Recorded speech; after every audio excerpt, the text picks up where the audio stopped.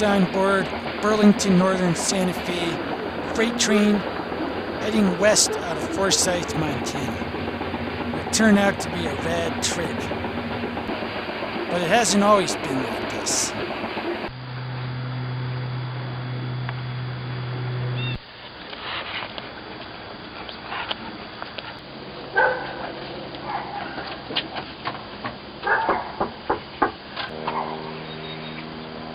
Hey, how's it going? What's up?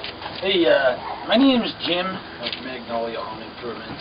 I'm just stopping in. I noticed you've got older siding on your house, and we're doing a promotion on siding right now.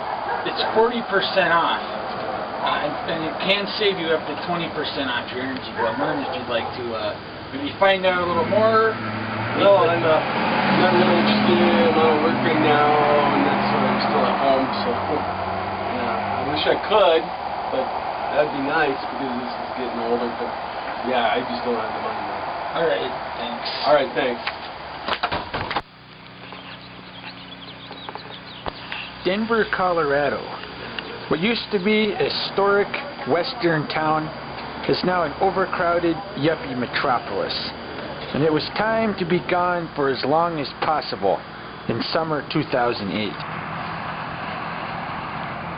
At age 23, there's a lot of things other people might be doing during this summer. But these do not interest me in the slightest.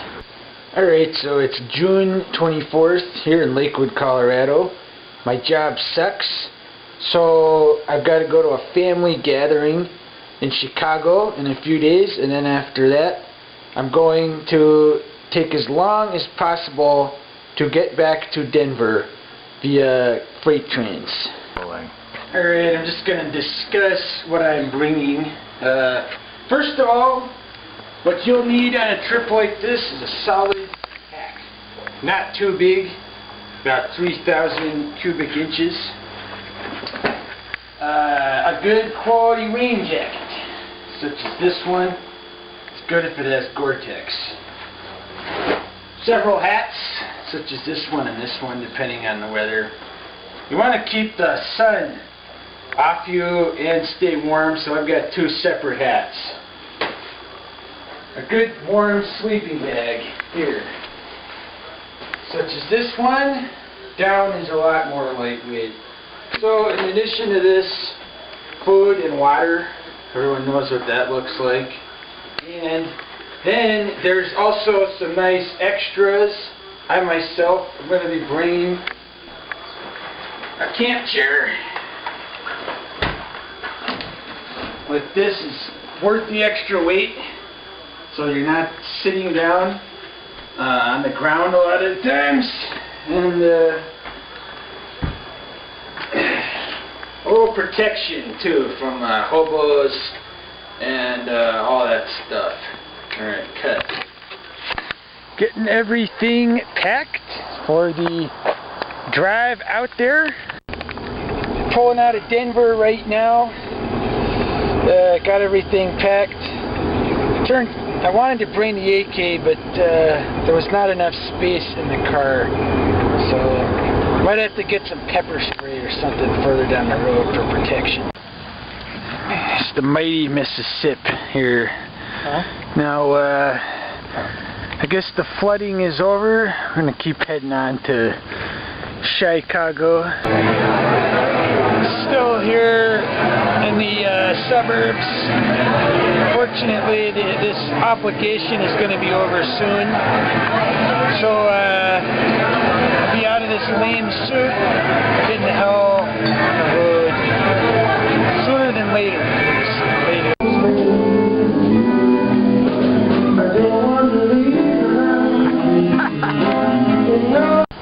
At this point, I've fulfilled my obligations. And so we're going to head down to the yard, and I'd like to point out, if it's ultra high security or it's in a really bad neighborhood or something, I mean right now I still haven't totally decided what to do, but I'm considering now going to New York. Before we go any further, I might as well discuss the chief reason why everyone I asked chickened out on going on this trip with me. Railroads have employed their own police for many decades, and for many decades, hobos have worked diligently to escape their detection. Railroad yard bulls are genuine state police and complete a variety of tasks, including investigation of grade crossing crashes and trespasser abatement. And it goes without saying that if they catch you on a freight car, they probably won't be happy. If accosted by the yard bull, there's a wide range of possible consequences a hobo can expect. From a simple warning to a trespass citation to several weeks in jail. Some people can definitely expect harsher treatment than others, such as bearded, grimy men with multiple felony warrants. Generally, yard bulls are only found in the larger rail yards in bigger cities, such as this 36th Street yard in Denver. As for the rest of us, if accosted by the bull on a freight car, it's best to remain respectful and cooperative. Act like a loser, and you'll end up in his cruiser. But if you play his game, he might only just make you get off the train. There are other vehicles in yards besides the bull. Many people cannot arrest you, such as this ATV checking brakes. One good way to beat the bull is to simply wait outside the yard in a place where trains go very slow and get on there. I'd also like to briefly discuss the issue of hitchhiking, as it is the main other alternative to freight trains as far as free transportation in the United States.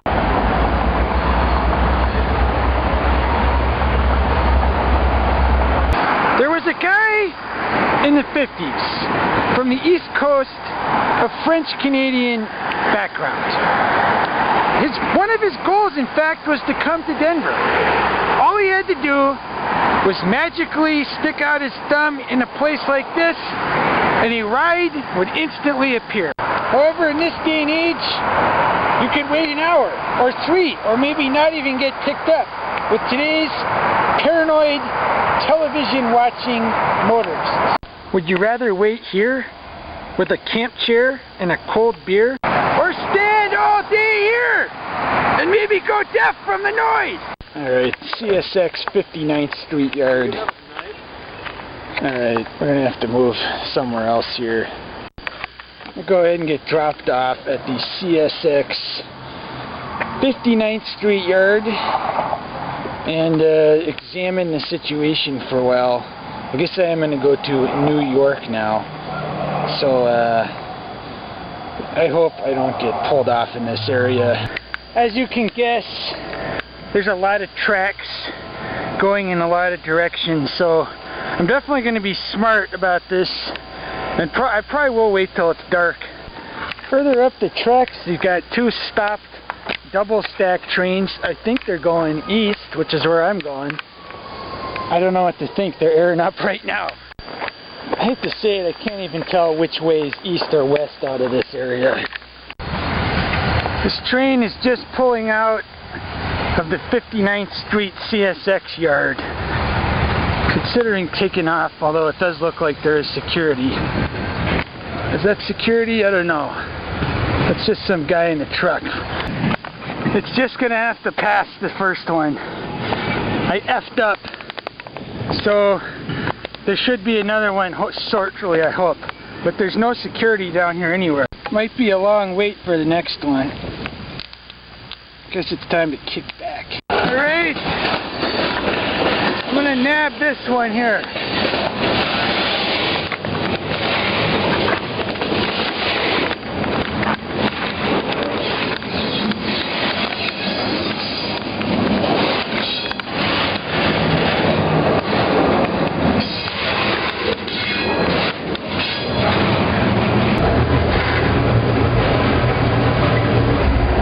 Train is now in Indiana somewhere, so that's the right direction. It doesn't really hasn't been safe to really sit out in the open. There's a lot of people and cars and other trains going past.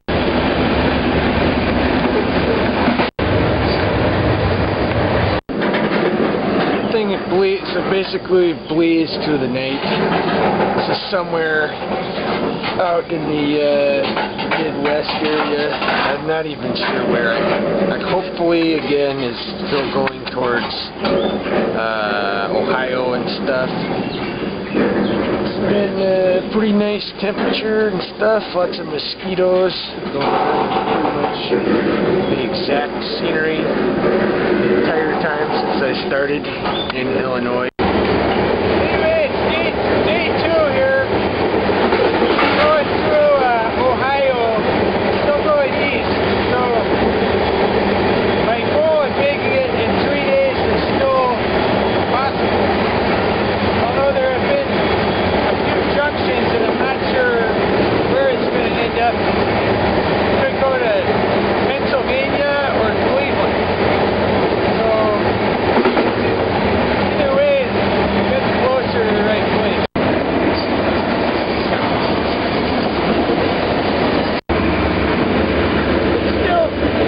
Still on the same train here. It's either going to go to Cleveland or Pittsburgh, I think. It's been a lot less peak crowds than I thought. I thought it'd be next to the highway the whole time. It's been going through this forest the whole time, so it's been really pleasant.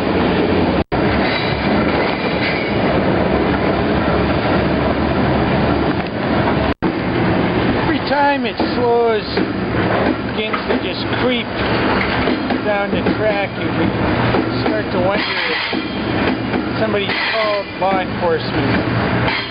Ahead on the road, I don't see anything, but a more diligent law enforcement could definitely be hiding in those trees. So tension increases as the speed drops off even more. And then almost a total stop. A bullmobile could just blaze out of any of these thickets here, you know. So we will just continue to keep our fingers crossed that there's not a checkpoint ahead. There are many times when cargo trains just stop for no apparent reason. And so many folk often complain that this is a mode of transportation that's just too slow. Much like the average Democrat voter. It has been close to a full day since I left the South Side Chicago area, and I'm not even sure if it's in Pennsylvania. So those complaints could be considered accurate if you're in a serious hurry. However, in this case, I'm not. So it's no problemo taking a little more time, and after all, with gas at $4 a gallon, it's kind of worth a lot to save that. This would have been a K in gas to have driven this same route.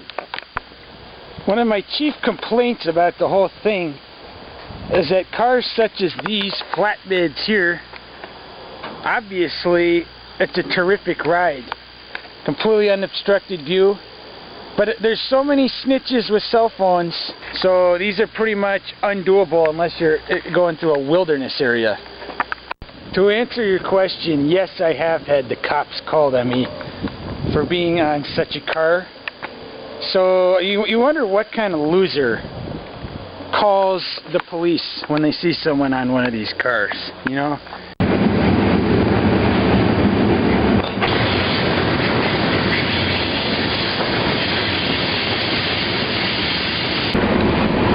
Gonna blaze right through Pittsburgh.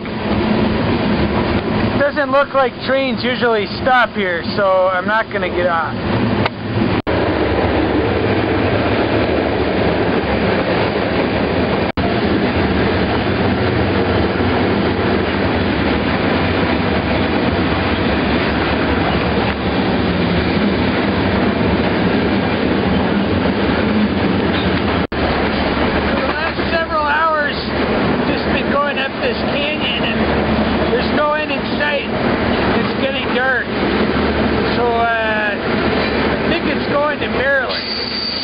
have to stay on until it stops somewhere. Alright, long story short, I got into Cumberland in the darkest hours of the night. So that's somewhere in Maryland. And hopefully there will be trains leaving here going further northeast. I think they go to Philadelphia. So from there to New York, it shouldn't be too tough. As it turns out, the Cumberland area is very historic. Among other things, this is the head of the Potomac River. So I'd be very leery about drinking the water out of the Potomac River here. We've all seen the effect it has had on the losers further downstream. Yeah, it goes to Washington, D.C., you know, that makes sense now. So, I've seen enough of this. I got a long way to go. I'm gonna head over to the train yard back. See if something shows up.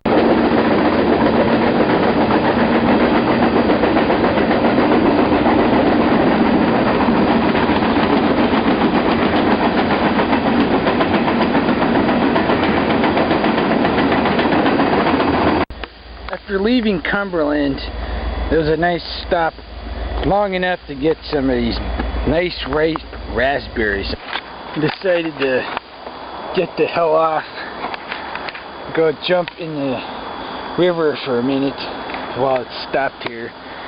It's a pretty nice area, but it's taking a lot longer than I thought. It stopped here in the forest somewhere near Brunswick or something.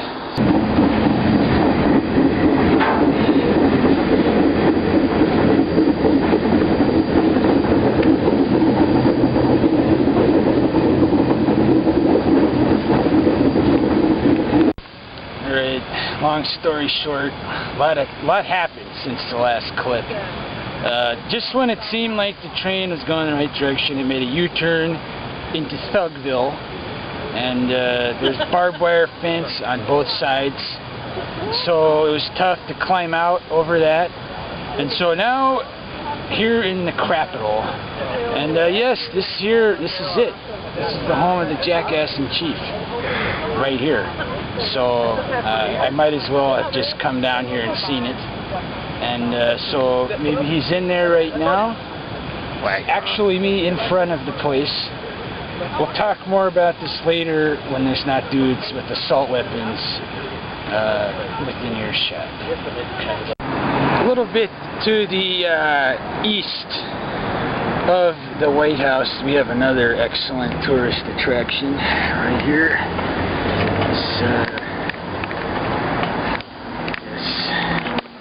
Couple of many sleeping beauties right the hell here on 1400 New York, 1,000 feet or so from the home of the Jackass in Chief. There was an age in this country before the time of losers, charlatans, and cretins, when they still made memorials. Alright, it's time to get out of the DC area. Alright, so obviously not getting a train out of here. I'm going to get the $20 China bus, you know. I mean, unlike Greyhound, this one is actually a decent deal and it's not all crack dealers on it. So, I mean, I don't know what to say. This is not that great of an area, this Capitol. I've already been here too long. So, alright, well, it's New York. Throughout my times on freight trains, pretty much unanimous opinion has been to hate on guys with camp chairs. But I'd say right at this second it's worth carrying. Alright, I'm pulling out at NYC here, at Dan's place. Hey, it's the Dan Abode. Yeah, the Dan Abode. The Castle O'Dan. So, I hate to have to do this. I was not going to deal with the New Jersey toilet area yards. So just to get out of the main area, I'm going to have to do this, which is a cop-out, I know. Regardless, I mean, basically, I don't have the time to deal with the yards getting out of here. And I'm not interested in it. And it is a cop-out to take scam track for me. But, you know, there was no other way to get to this buffalo. We've got another engagement before the real trip starts, other than doing this, so I apologize for that, for making this part of the trip boring. The plan was now to go to Buffalo for several days and stay with a family friend. Afterwards, proceeding through Canada and Canadian Pacific. So I went across the border to find out a little info on freight trains in the area. Alright, across the border, I'm going to try to get some info about freight trains. See if they're stopping at this passenger station or if they come through here at all. Hey, I was just curious. I'm just taking some pictures. Do freight trains ever come through here? No. This is just the Via Rail? Via and Amtrak. Where do the freight trains? Over by the Peace Bridge, maybe, you think? Clifton. That's the only place you're going to see a freight train coming off the Stamford side. Okay. Or Rob down through Stamford and then Clifton. Is that pretty close there? Yeah, it's only a mile and a half down the track. Okay. Great, thanks. All the trains from Canada through Buffalo come across one bridge over the Niagara.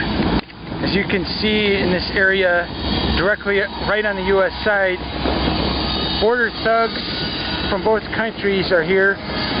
So basically, just walk across the Peace Bridge, which is a mile south. There's no reason to come on in this, because there's border thugs, there's infrared, and it's just as easy to go the legal way.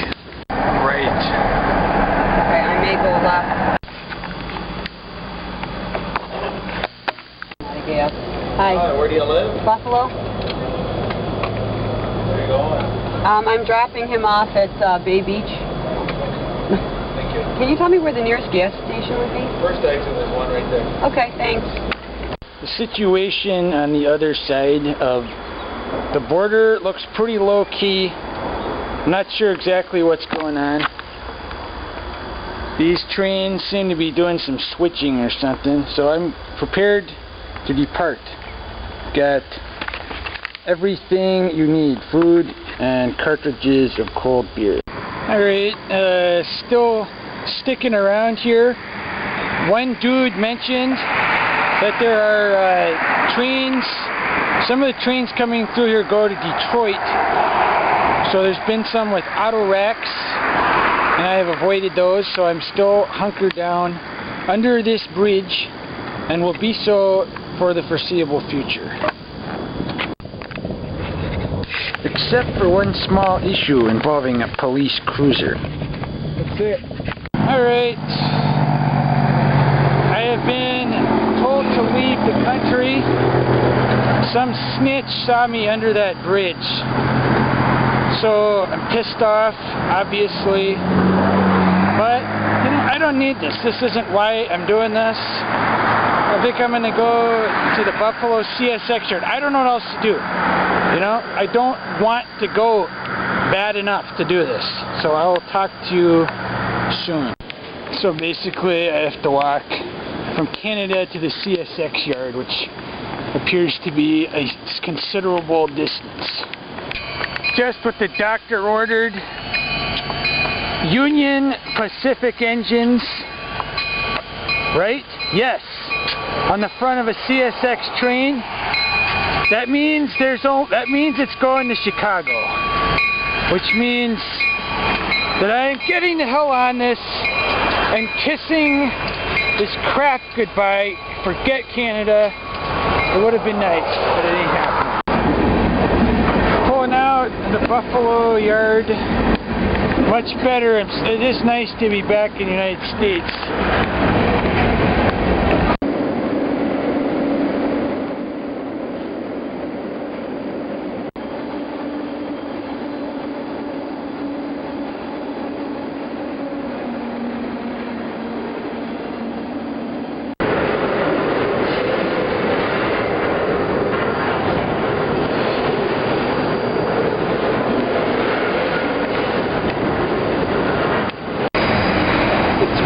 to always have an escape plan when you're hunkered in the middle of a yard. Right now, it seems like the about geographic center of the Cleveland CSX yard.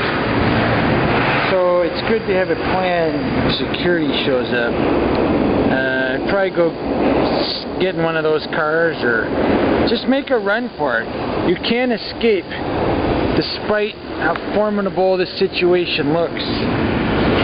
Do not think that the security guard will get you, because there's only one, and there's a lot of places to hide.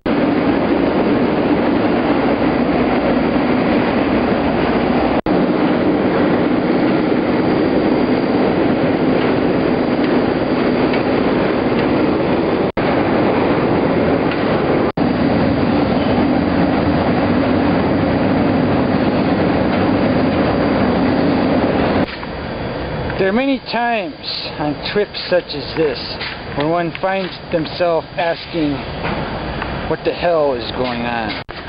This train seemed to be making great time, but as you can see now, my cut of cars has been severed from the main train, and apparently it's not going anywhere anytime soon. It's always a bummer to have to switch from this nice spacious boxcar. Definitely a lot of the other rides are not nearly as nice.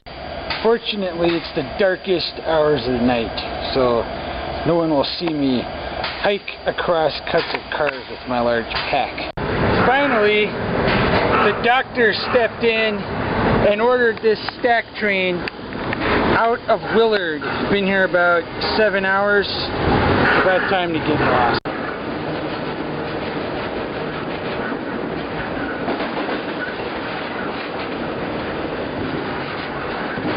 Alright, it's jumped off basically exactly where this trip started. Up on this embankment. It's about 10 blocks south of where I got on. So, try to get a bus up to a different yard and get going north. Notice the time of day it is, and then recall the time and it looked like when I left the other yard area.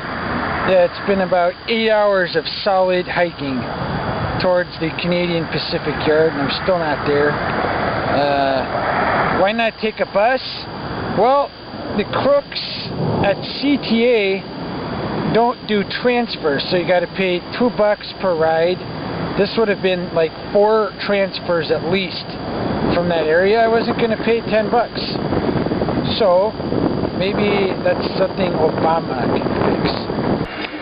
What a convenient location for a police station. A slow departure out of the yard, it makes for an easy nab in the darkest hours of the night. Arrival in downtown Milwaukee. Alright, this is Milwaukee, which is best known for a couple mediocre pro sports teams and many breweries. So I'm going to try to go hunt some of those down and see what the deal is. And Pabst, I think, was a little farther up, but they haven't made beer there in years either. Where do they make it now then? Just Miller. Where do they make Pabst and Schlitz now? Somewhere else? Out east someplace. Not around here. Alright, thanks. Apparently the jackasses at all these... I didn't even know what to think. I thought there was still beer here. And not Miller. That's not what I'm talking about. As far as I can tell, this is the only independent brewery remaining. Apparently these losers are not even interested in free publicity. So I don't know what to say, you know. They used to make beer around here, now it's a bunch of jackasses. And so apparently all the beer is made at Miller now. PBR, Schlitz, all that stuff. The old Schlitz building, now converted to some other kind of deal.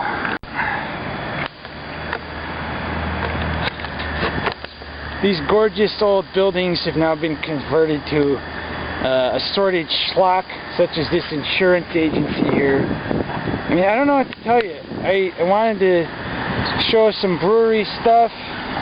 It's all been absorbed by Miller, and I don't know what to tell you. I'm not going over there. I'm not giving them publicity for this. So basically, Miller is the only game in town except for a few crappy microbreweries.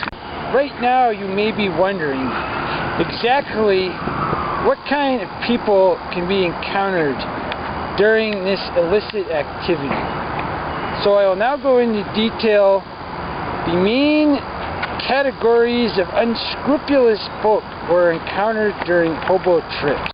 Because rail yards are located in the more rundown districts of town, it's more likely to encounter certain groups of people there than you might otherwise. The first category is the psychotic serial murderer, who is known for throwing his victims off moving trains and pushing them underneath the wheels, as well as employing a variety of tools, such as railroad spikes to inflict grievous wounds. Because these murderers are not easily distinguishable from any other person you might encounter, generally it's best to just be safe and not get on any train car with someone you suspect being a psychotic killer, as well as not standing close to the track with a train going past with a sinister guy right behind you. The large remainder of more docile types encountered chiefly consist of homeless men. When it comes to transients, all of them share some characteristics, such as extreme alcoholism. But there are also some key distinctions I would like to now make. The first category of homeless person is characterized by its lengthy or permanent residence in one city. When 3 square meals a day are easily found, and there's ample suckers for panhandling, many transients find the situation comfortable enough to remain in the same city permanently. If not at the mission, they can be found permanently monitoring the same corner day after day. These fetid freeloaders are known as homebucks or home guards. The other variant of homeless man is more mobile and often never stays in one area for more than a week. These men are just as likely to fly a sign in whatever city they're in, but you won't see them there long, because soon they'll be off to the next place. These paunchy pilotfish are known as hobos or tramps, although these terms obviously have become more widely used to apply to all homeless men recently. To sum it up, home guards push a shopping cart and lie around all day. Hobos carry a heavy pack and ride from place to place. He didn't say, oh no, you're not going to prison. He said, I'll go with you. Don't worry, don't be scared. Did that take somebody to fix you? Yeah, I mean, I don't know. It's just the guys who are like, every time I go out, I get right back in. It's time to get out of town here, so considering hitchhiking, I'm not happy with the situation with, I mean, it just seems like this place used to be pretty rad, Milwaukee, but I'm never coming back.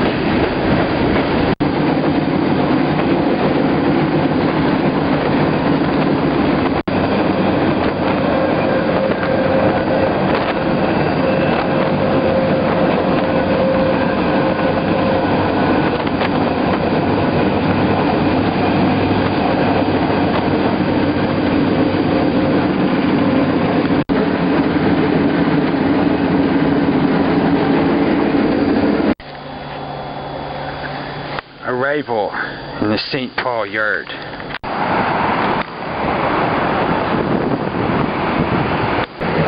After only 20 or so minutes in St. Paul, I can already see why it is the ugly duckling of the Twin Cities. There's absolutely nothing of any interest whatsoever. Right here, yuppie condos line the waterfront. And whatever actual commerce may have come up the Mississippi in past times has been replaced by leisure boats for paunchy tourists. Despite this, the losers and putzes at the Republican Party have selected the River Center right here in St. Paul for their 2008 National Convention. So I guess it's time to head across the river and see if it's any better over there, and if this trip to the Twin Cities was not a total waste of time. Out. A quick bus trip separates the two cities. The majority of cheap made-in-China crap in the Minnesota area comes through the Mall of America. A multitude of rides and other such attractions abound.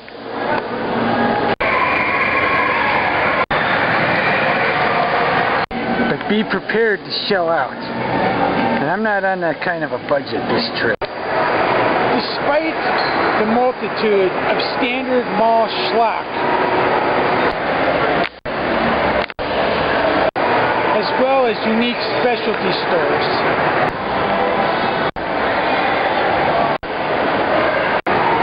the elusive merchant selling tall cans and 40 ounces remains elusive. I have been accosted for having a camera by, what's happening? What? Absolutely nothing. Nothing. Now if you guys, I'm ready to just leave, but I can get this. What are you filming for? I'm Officer John from Mall Street. If you show me the exit, I'll show you myself buying a ticket to the light rail out of here. I'm trying to get out of here. I promise. I have not drank anything. I've done nothing illegal. What's that? I gotta get out of this place. It was time to leave before I even got here. I apologize for not having more of that earlier incident. When the cops show up, I turn the camera off. I mean, I don't mess with the cops. Mall security, no problemo, but when the cops show up, I mean, I'm cool. They'll let me go immediately because they're not jackasses. So, it is time to get the whatever out of here. So, out. In the gloomy, dark shadows of St. Paul, I make my campsite. A glum day in Minneapolis. Intermittent rain the whole time has sequestered me in this boxcar on a siding somewhere. I've been, I don't even know where the track is. It's raining. Long story short, I do not know where the track to get out of here is. Everything here is not going anywhere. And it's raining like crazy. The cars begin to move. I haven't a clue which direction I am now going. The cars began to creep forward. I just decided any place but here. But then they just back right up. What the hell? And then comes back to a stop, pretty much right where we left from. This BN has just pulled in. Pretty spacious. Pulls into a large yard and comes to a stop. Rail yards can be unnerving places in the dark. Between these sinister corridors of cars. Still stuck here in Minneapolis. I'm just trying to figure where the hell we can get out. The entire thing is fenced off. There's dudes driving around. So, we have to just climb over a bunch and find a fence a hole in the fence or something. I've got to get out of here. After a successful escape, the stack train has just showed up on the main line. Just rolled into Dilworth, finally out of Minneapolis. And I'm going to have to switch trains because I'm going to try to get one down to Laurel. Most of these stack trains take the High Line, which goes way north. Since there's time, I'm going to try to get to Laurel and then go to Great Falls and up to Whitefish from there. Directly west of Dilworth and Moorhead is the main cheese of the area, Fargo, North Dakota.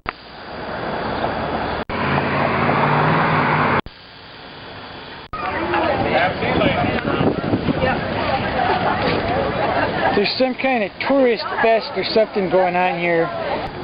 Roger and Vicki Ferris operate Art from the Farm.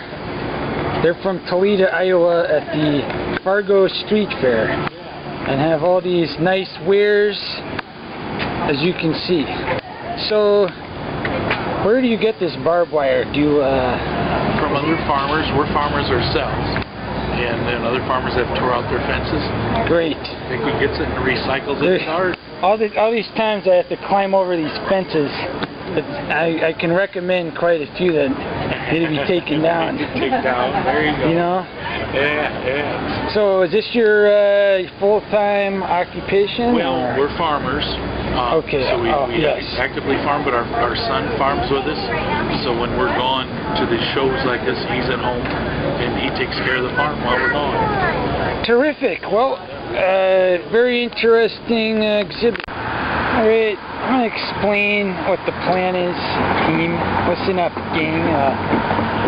There's two ways you can go west out of the Fargo Dilworth area. Number one is the main High Line route, which goes towards Seattle, going through Minot, up to Whitefish, Montana. However, this is not what I'm interested in. I'm interested in the other route, which goes southwest to Laurel, Montana. The High Line route has plenty of stack trains and freight and is very easy to travel along.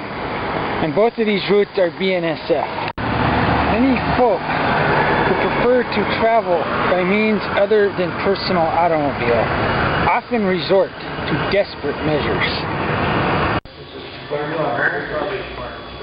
Thugs, pimps, and cretins, all of these are readily found aboard these buses. The conditions are cramped, and the bus must stop every hour or so to disgorge half the occupants for a smoke break. It is for these reasons that I have never been and am not ever even remotely tempted to take the dog anywhere. So I'm just going to head back to the train yard to continue the trip west. As usual, an interminable walk from where I was back to the train yard. It seemed like my spot was low key, and then this worker comes up, snitches on me. There are two cops in the right up there. I mean, I'm off the property. I wasn't even on the property. So just shut your mouth, Jim. Like I'm gonna get on a coal train. If you notice through those trees, those two vehicles watching the train leave. Yeah, I'm gonna get in the coal. Right. So they're just like the mall security losers, these bulls. As soon as this train pulls out, they'll leave. I mean, how retarded do you think I am? They don't even have a bull. I just saw the markings. It's sheriff. So that's a good sign at least. But be careful of snitches. Allow me to take this time to explain the deal with police. An area can be generally very friendly, lots of nice folk, such as Dilworth. However, the cops will still always show up if they are called. And it is their legal liability to investigate thoroughly situations such as this. So what we had here, a jackass worker called in because it was suspicious that I was sitting next to the tracks. The cops might not even care, but they are bound by law to show up. Darkness falls with no sign of the train I'm looking for. Mosquitoes beyond anything I've ever seen anywhere else. Day 2, Dilworth. For whatever reason, there's been complications to just getting out of here. Either the through trains have not been stopping all in the same place, and I finally just went to sleep last night. Now the fortunate thing is that on this departure track, there's a fair amount of Montana Rail Link cars on that train, which means it should be going to Laurel, which is the Montana Rail Link yard. It's got engines hooked up to the west end, so as soon as it airs up, I'm gonna hike over and get on and try to get out of here. Finally piecing out of here. Don't care which way it's going.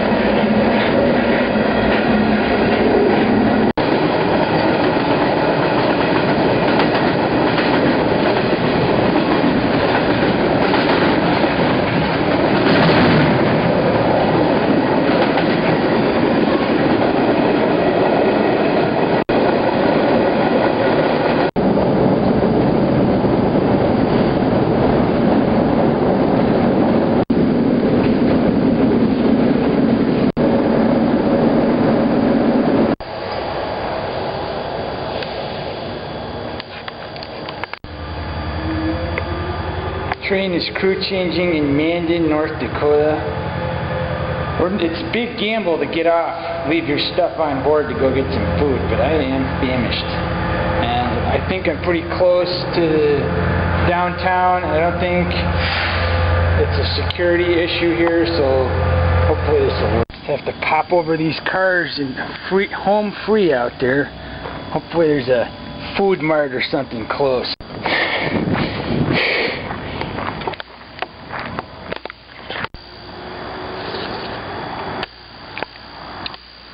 Hours later, the train remains parked in the Mandan yard, and then pulls out after I find a cleaner car and grab some food.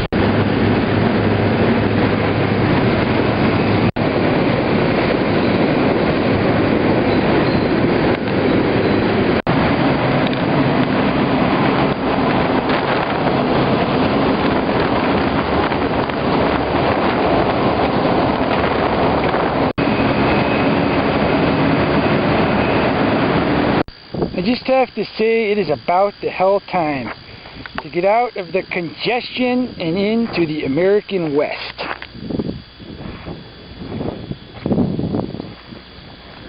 It is only about a 3/4 mile walk from the train yard and downtown area of Forsyth, Montana.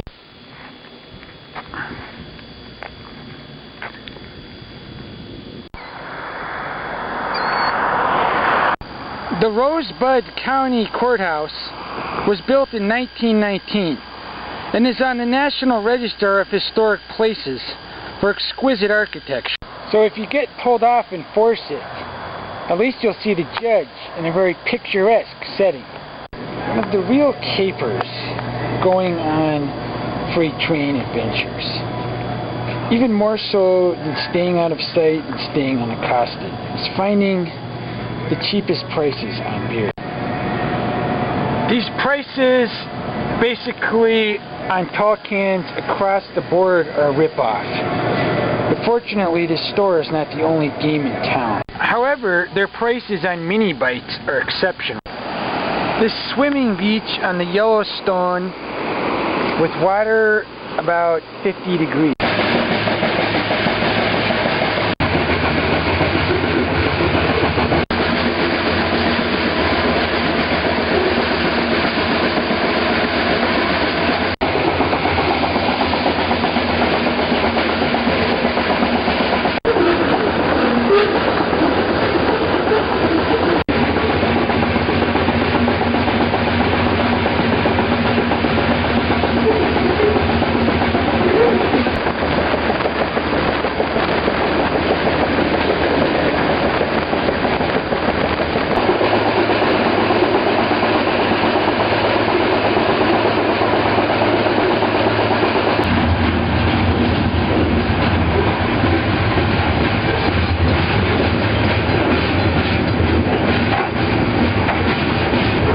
So I'm here in Laurel, where the monster BNSF Montana Rail Link yard is, branching in 5 directions, and I'm going to head over to the Great Falls line now that I have some provisions.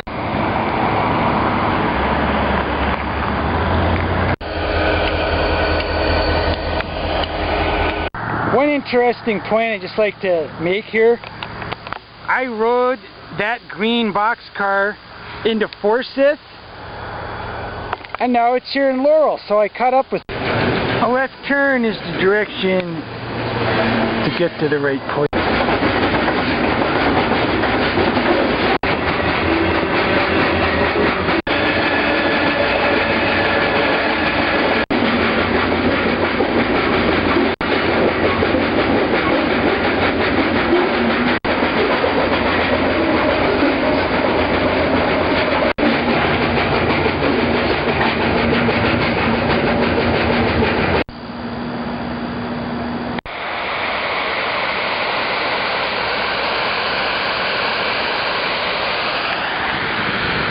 The Great Falls area has turned out to be very pleasant.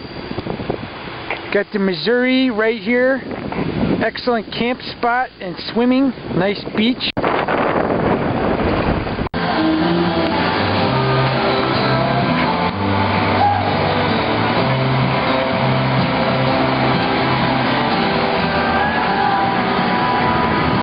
One of the common questions I often entertain when discussing the lifestyle of traveling cheaply is, what do you do about food, Jim? I am so pleased to introduce to you my greatest benefactor on the long, frugal road. For in his magnanimity, the Colonel has allowed the discarding of copious spoils that by fate have escaped the maw of the corpulent host. Alright, so basically KFC pre-makes all their chicken and there is a fair amount just sitting there at the end of the night. It gets tossed, you come back after they're closed and get fed. But now is not the time for such an operation. Only a knave would approach such a mission in these hours of light. No, one must act as the gargoyle on this mission and return only when the area has reached the point of maximum lifelessness. With steadfastness, I resolve only to return when the summer constellations are directly overhead. In the darkest hours of the night, in the gloom of West Great Falls, a shadowy figure approaches in hopes of finding the Colonel's latest recipe. The shadowy figure seeks the tender pieces of chicken made in the Colonel's kitchen, such as this 4-piece bucket. The darkness that cloaks the receptacle area is absolute, but when the intruder emerges, his spoils are clear. a 10-piece leg and thigh bucket. Let's just see what we've got.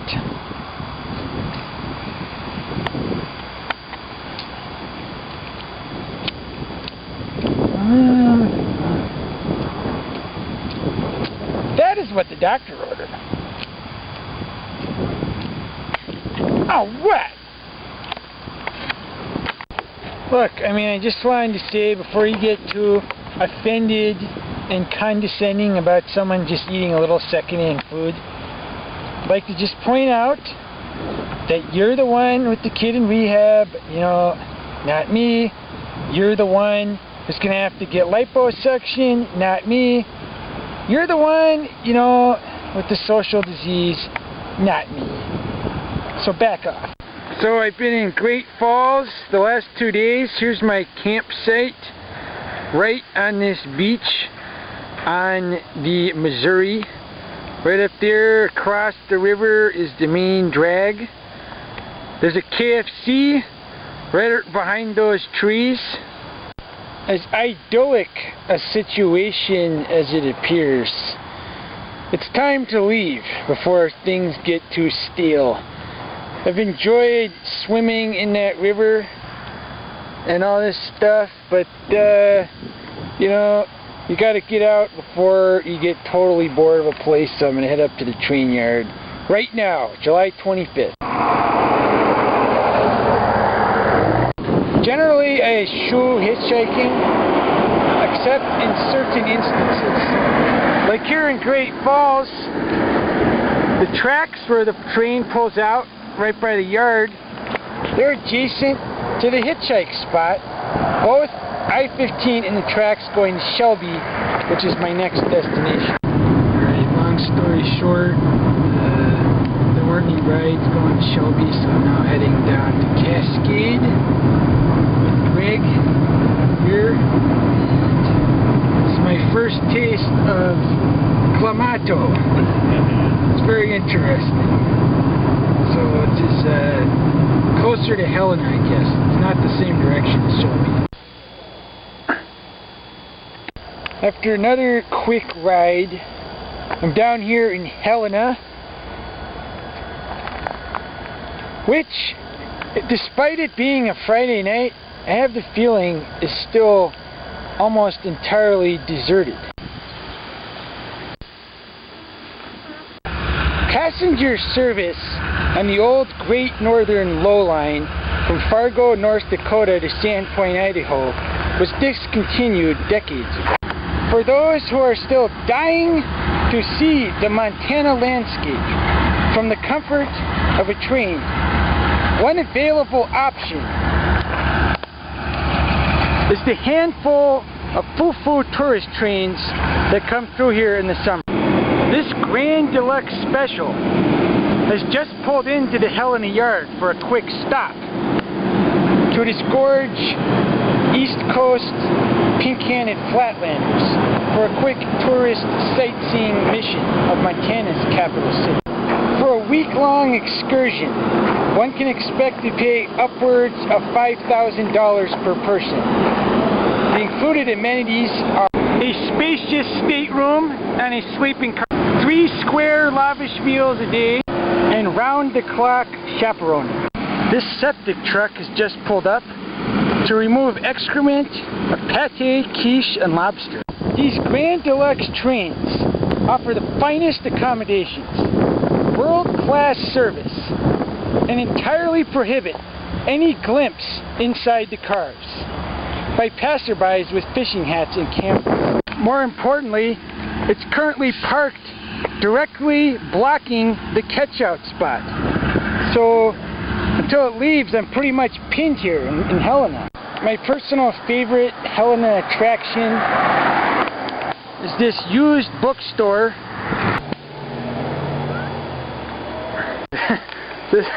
This is the owner, Richard Van Nice. Please tell us how you can give us such a good price on these books. I'm an idiot. So I got the Nibelungenlied and some Spanish.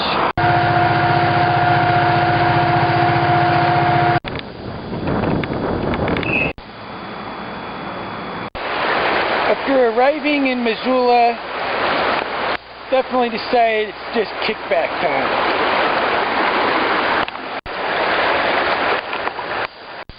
I can't believe it, but from New York to Missoula, this is the first one of these I have seen. Some kind of a shindig going on with the Missoula tracks. Usually not my bag, but I thought I'd check in anyway. So here's got all this fire.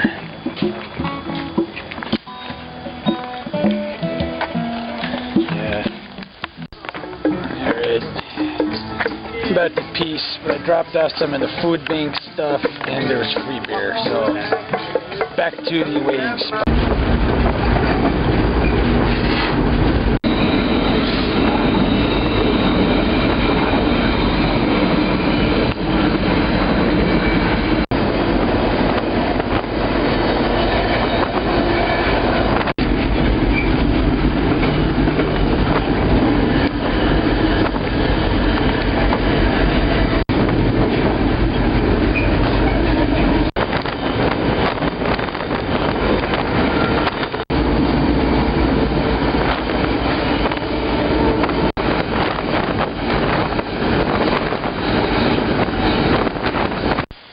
As the train comes to a halt, somewhere in the far north Idaho panhandle, allow me to take this time to discuss one of the chief dangers for hobos in this area, the wildlife.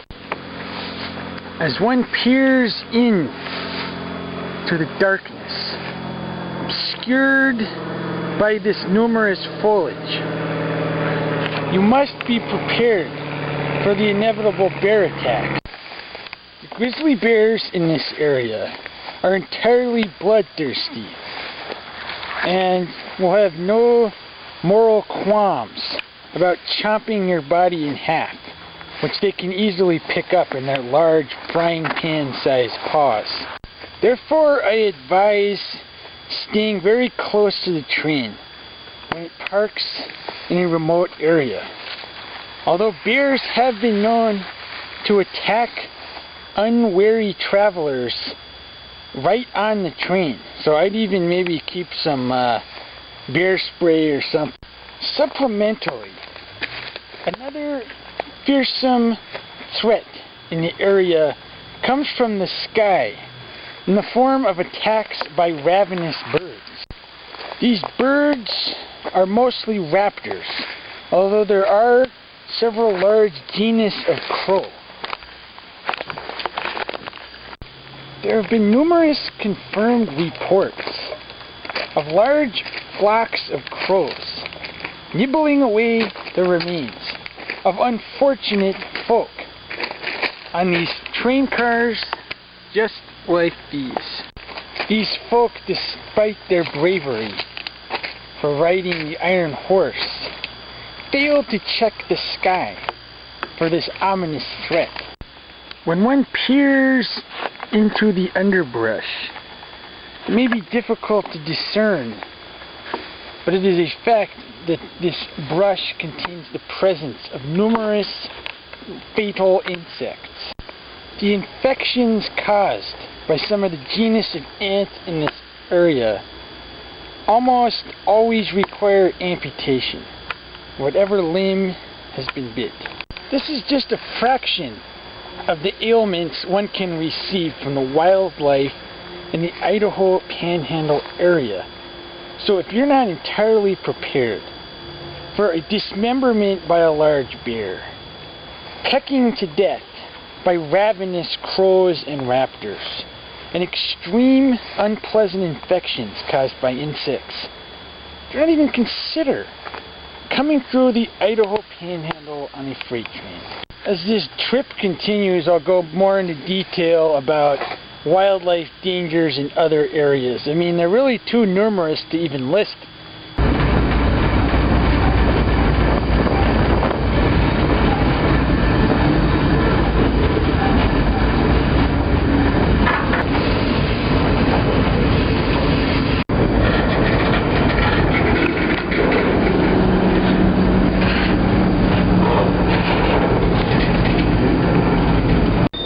Alright, the train is coming to a stop in the Hauser Yard. And I'm trying to get to Portland. And one fact that I've learned is that evergreen containers don't go to Portland, they go to Tacoma. So I'm going to have to get off and find a different train here at some point. So, and the other issue, there is a junction about 20 miles ahead. It's very tough to know which way your train's going. So hopefully I won't strike out. You either go Seattle or Portland. Alright, there's some suspense going on. The train has stopped. Spokane. There's been cars driving around. Keep posted, folks. There are 2 cop cars right on the other side here. Shut up, everybody.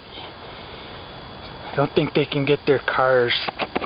I don't think they can get their cars on this side here, but there's 2 cop cars right on the other side.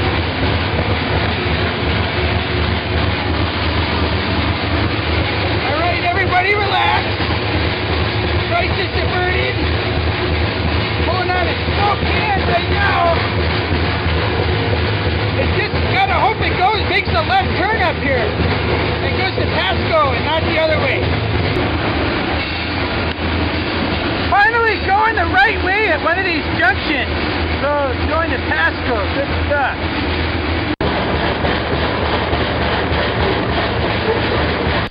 Regarding last night's incident, evidently just sitting there minding your own business is objectionable if you're on a train. So it stopped. I don't know how at midnight they saw me, but it takes more than 2 cops in the blackness of night to catch the Stobe Hobo.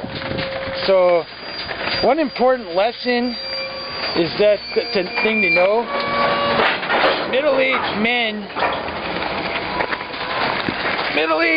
cannot see in the dark, and they always need their flashlights. So it's really not even a fair fight, because I have the night vision, you know.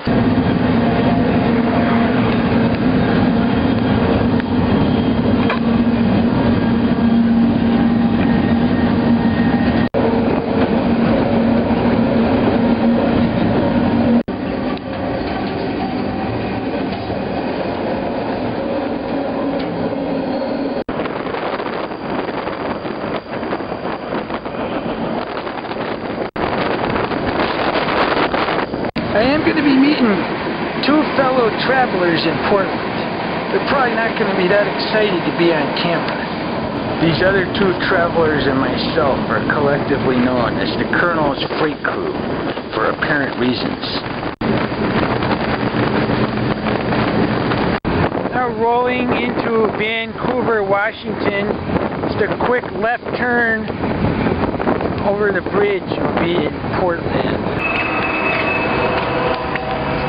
Quick in and out trip here at PDX. Not that interesting in there. There's home bums everywhere. So next train out here.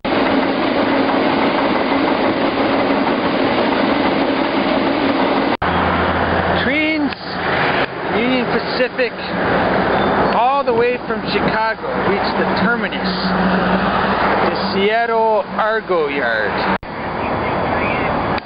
Now officially coast to coast in a period of 5 weeks.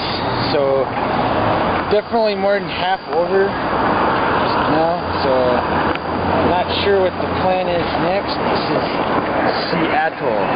Yeah.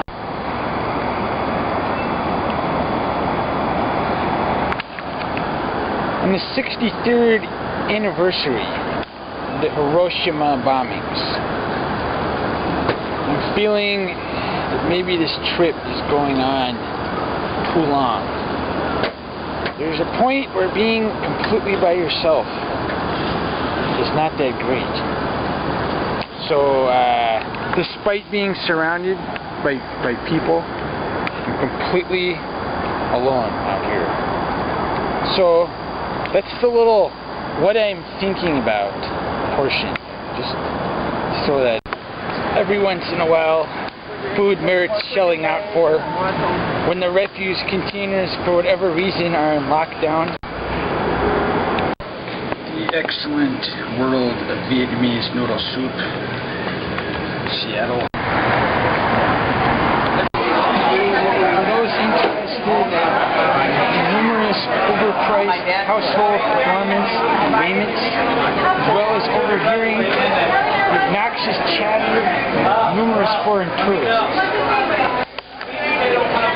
the Pike Place Market is the spot in Seattle.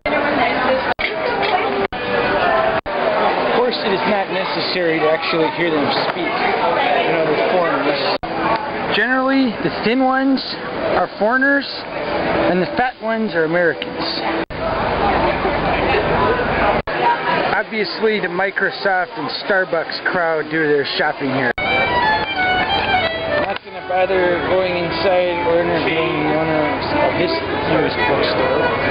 Obviously, left-wing nuts. Should have gone home. Alright, here comes the late night Seattle train. The Colonel's freight crew is about to ride again. I'll get the back one!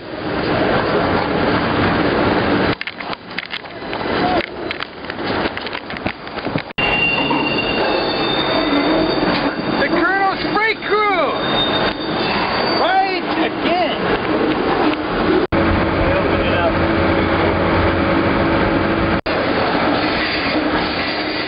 This is Space Needle. Can't tell on this lame camera.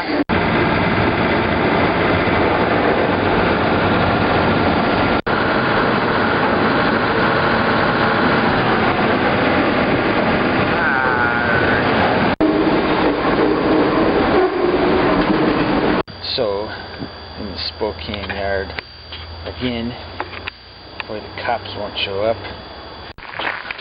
Right back in Hauser, Idaho.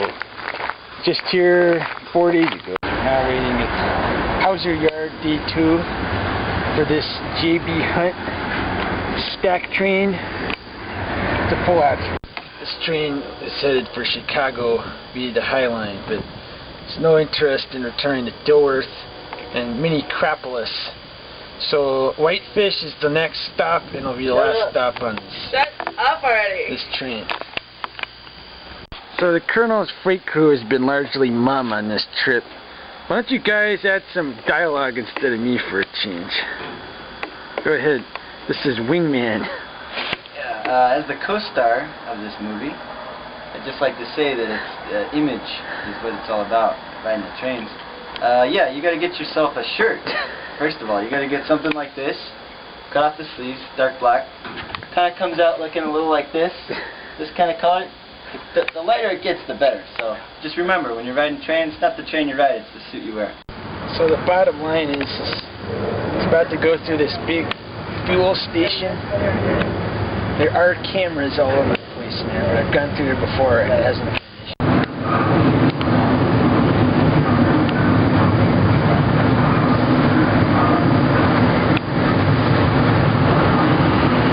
There's cameras all over this place. And we are home free. Peace out. Just about to go through Sand Point again. You'll notice it looks kind of familiar from the last time.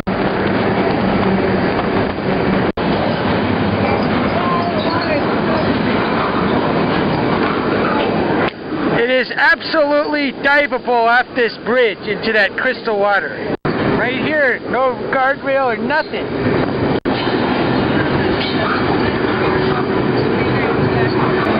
This train is making a left to the High Line. That right is right the way in from Missoula. So, new territory from here.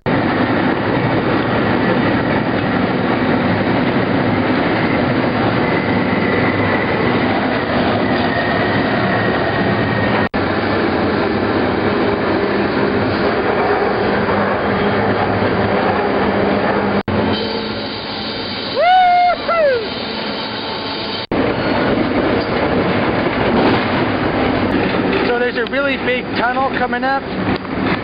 Everybody's worried that we might suffocate in it, so hopefully we won't, you know. Tension's building and we're slowing down. Tunnel mouth should be right around this corner here. There's been numerous deaths going through this tunnel. So we're all writing out last testaments as we approach the entrance.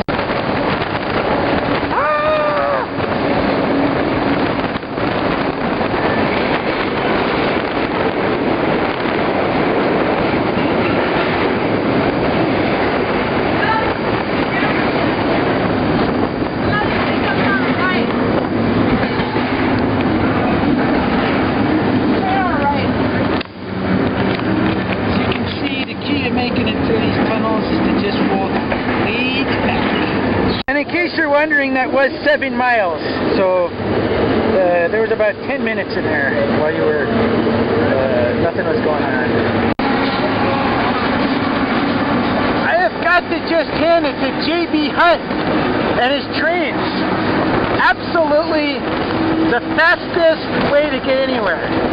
We have blazed from Idaho and have not stopped one time. Very laid back too. This is Jim, sitting in his camp chair, which he really appreciates a lot. And coming to a stop. Whitefish, Montana. Completely successful trip.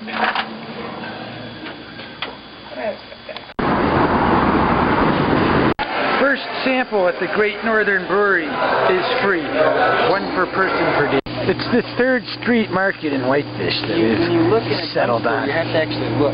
Breakfast is served every day. Buffalo coffee.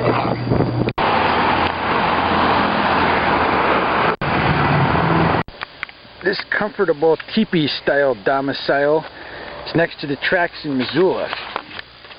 Probably not a home bum, being that they all seem to be staying at the mission here. I'd say definitely passing through transient, although maybe it's someone who couldn't get in there for the night. This is John Snake Lingman, also known as Wingman with the Colonel's Freight Crew. What's train riding all about, Snake? Hi, Jim. Train riding's all about wearing a tough guy shirt. You gotta have the right apparel. This day and age, you're gonna need something sleeveless. You need to look cool. Obviously, we have separate opinions on that. I'm more into accessories like camp chairs.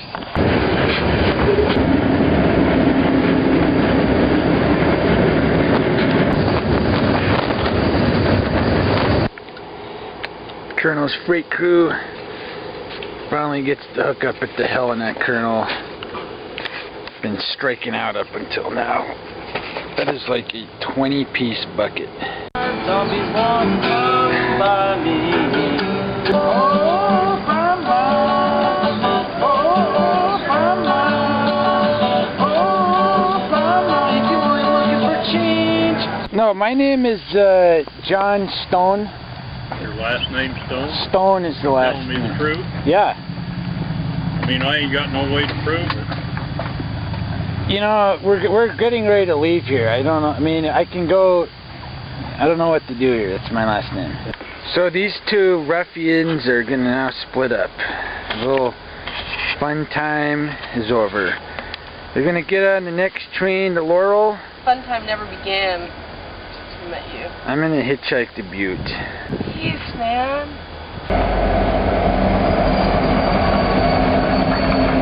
Well, they're right in that car. It was fun. Back to Jim by himself as usual.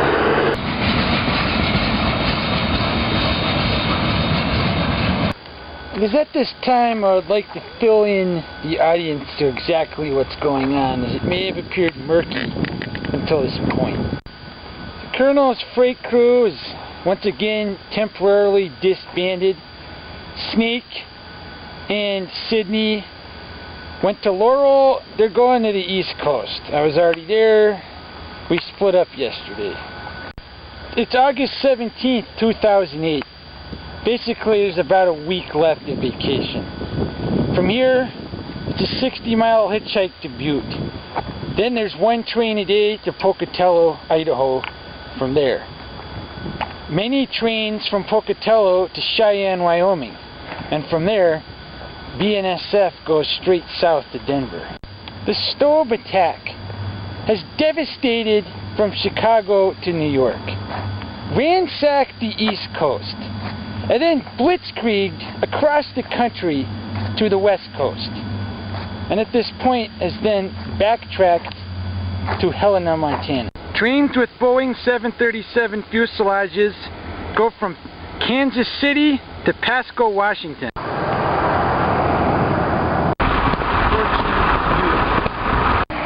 Arrival in Butte. So sometimes hitchhiking does work if you have to do it.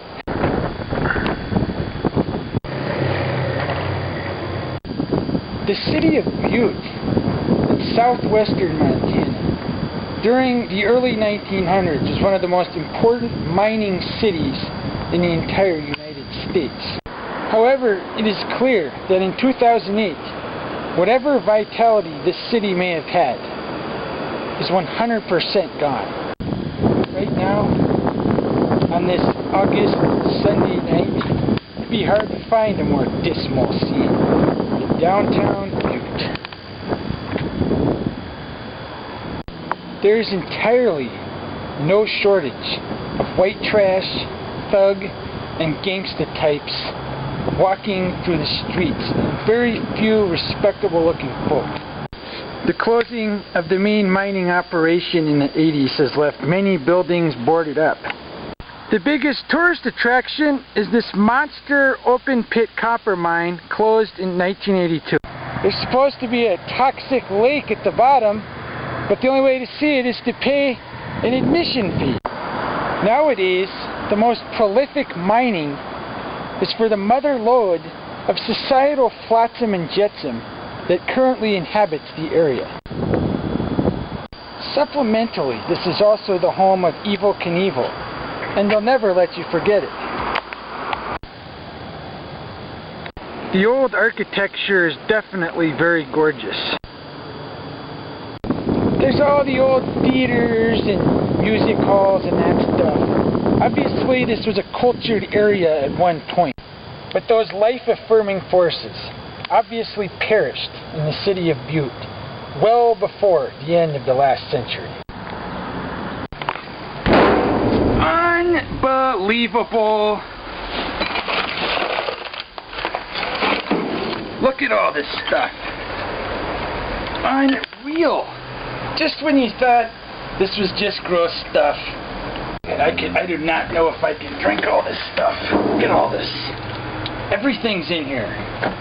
Alright, 2 days later, still here in Butte, Montana, for several key reasons.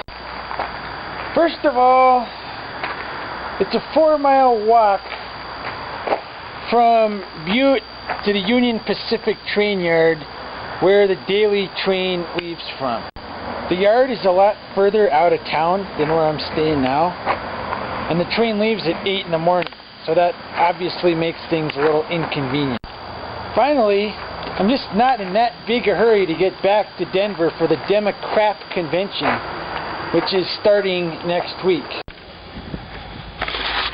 Alright, they're putting the train together right down in the yard.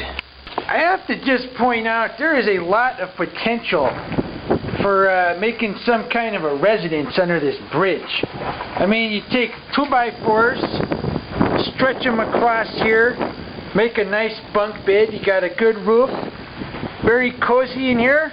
If I was going to home bum it, this is probably where I'd go.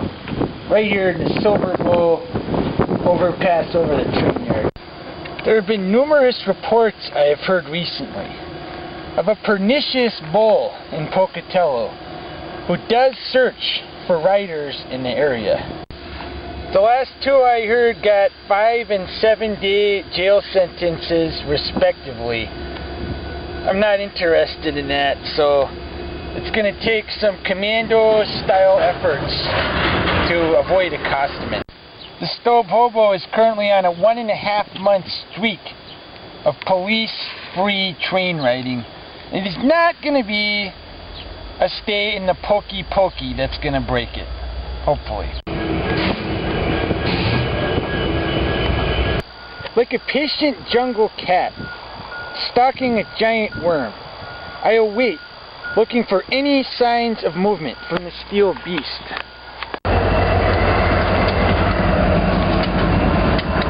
Right, I'm on board, and it just stopped. Hopefully they didn't see me.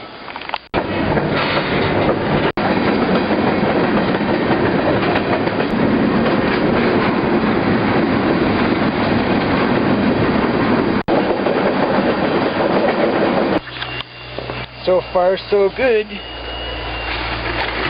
Train is stopped a little north of town for some reason. Just get off while it's safe. It is at this time I would like to discuss the Pocatello yard and its bull. Much of the perimeter is fenced off, making me wish the folks from Art on the Farm might have come in.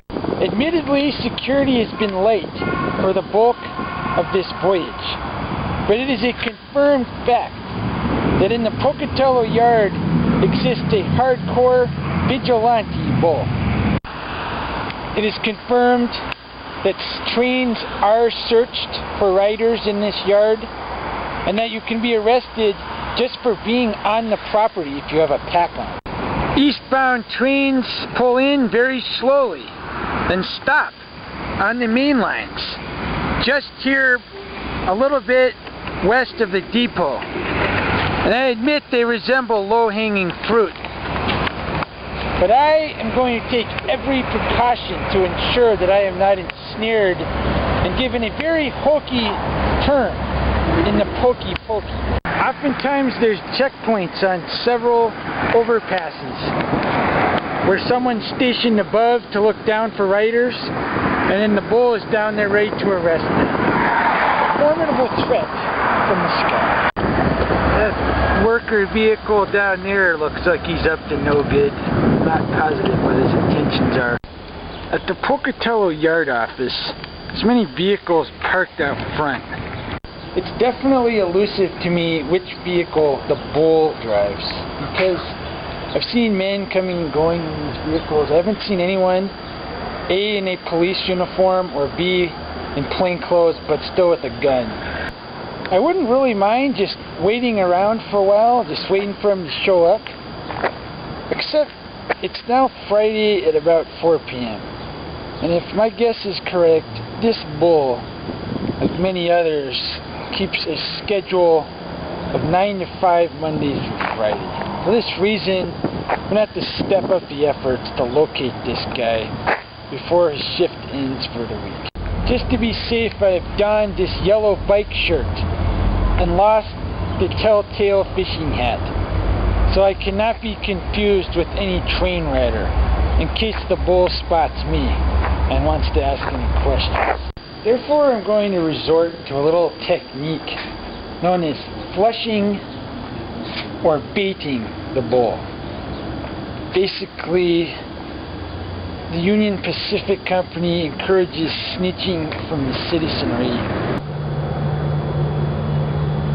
I saw a couple trespasser-looking guys in the area. I wasn't sure. They might have been like going to get on a train. I saw someone said I should call up because, this is in Pocatello, Idaho. Nothing happened. I didn't see anybody come out of that office, so I don't know what the deal is. I've heard about him.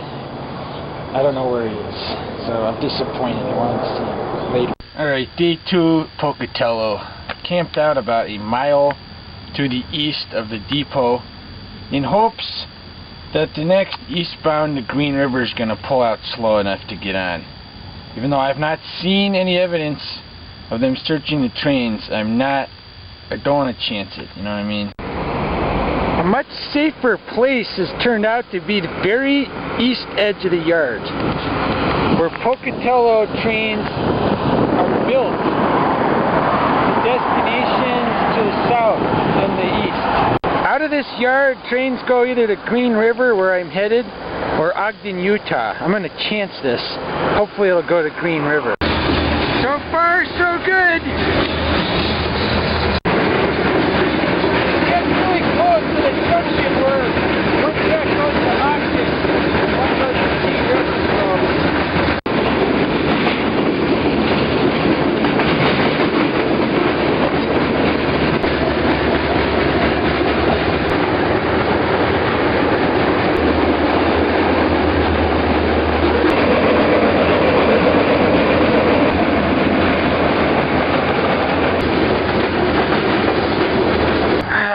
Dreading getting back already.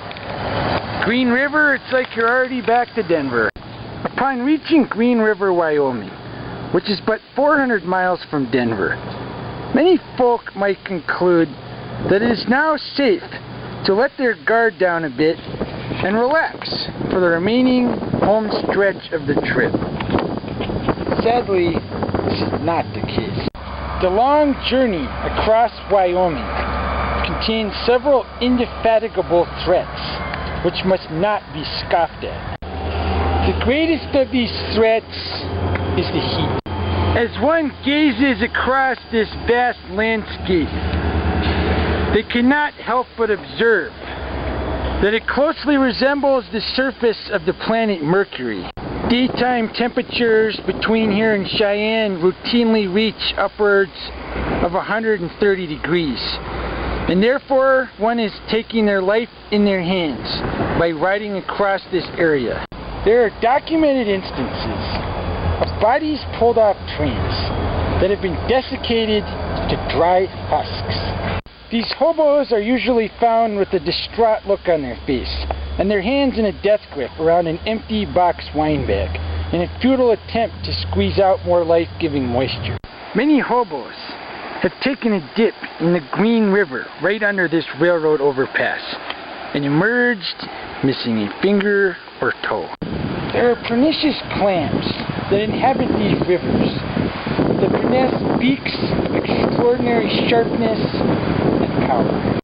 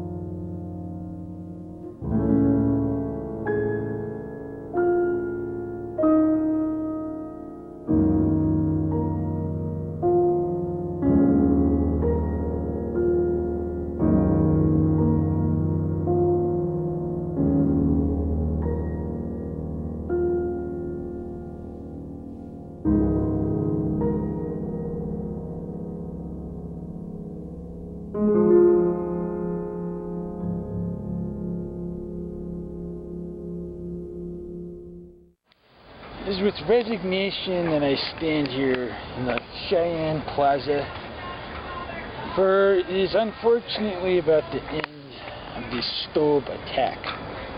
After a long trek across Wyoming on the UP Overland, it is about 120 miles on Burlington Northern Santa Fe, south to Denver. It's nice to stop in here for an hour or two. Trains are very infrequent, about 2 a day going south. Hopefully one will show up tonight. If not, tomorrow, the trip is basically over. It's a bummer. The darkest hours of the night, train blazes through my old college town.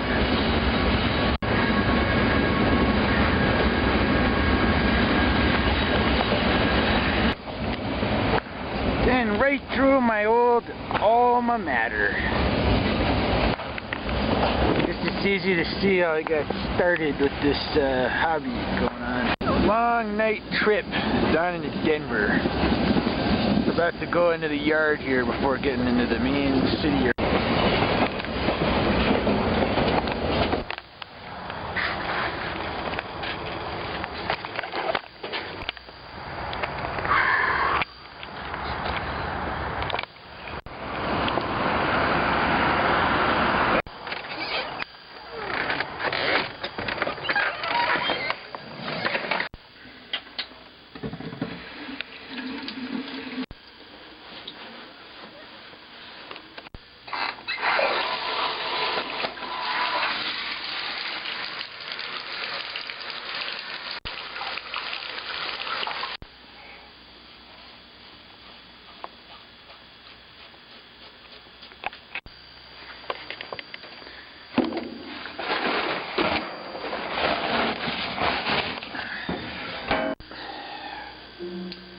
Well, that's the whole trip. Definitely a good way to spend 2 months out of the summer. You know, didn't get caught by the bull one time. Didn't deal with any psychotic serial murderers. So, pretty much a total success. Kinda wistful thinking about it, you know. Lots of fun. The problem is, I didn't really think ahead, as in what to do after the trip, because, I mean, I'm back here, I don't have a job, still living in my dad's basement, in Lakewood, Colorado. Now that I think of it, it's going to be pretty nice weather, actually, for at least another month and a half or so.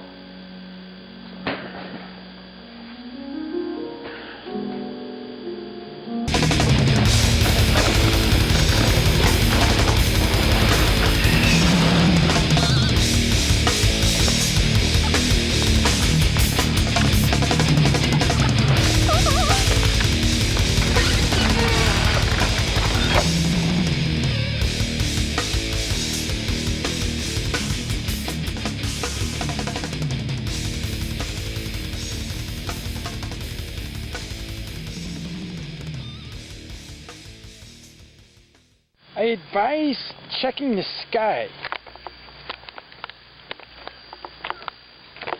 very frequently for the presence of these raptors.